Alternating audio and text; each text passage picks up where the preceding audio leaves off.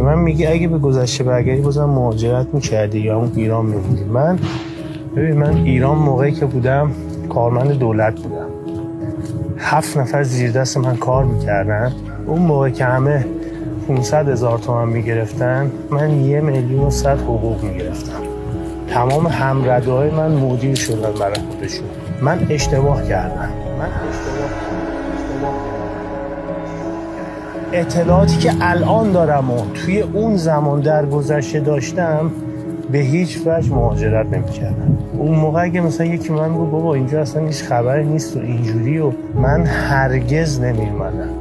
من اگر کاری که اینجا می‌کردم این همه سال با این کیفیت اونجا کار می‌کردم، 10 تا مغازه داشتم فردا.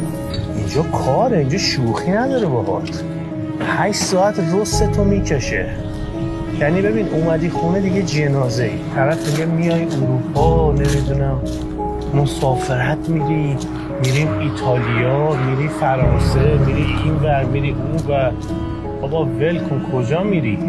الان هم دارم برم آمریکا، برم 1 ماه بمونم، ولی وقت و حوصله‌شو من ندارم. میدونی دوست دارم یه روز که تعطیلم بخوابم تو خونه. به معنای واقعی من پوستم کنده شد اینجا. ربات میشی، میدونی، ماشین میشی. میگن اگه بعده چرا بر نمیگردی؟ 90% ایرانیایی که اینجا هستن روشون نمیشه برگردن. شما وقتی اینجا وارد میشی بعد از چند سال تازه میرسی به سطح صفر.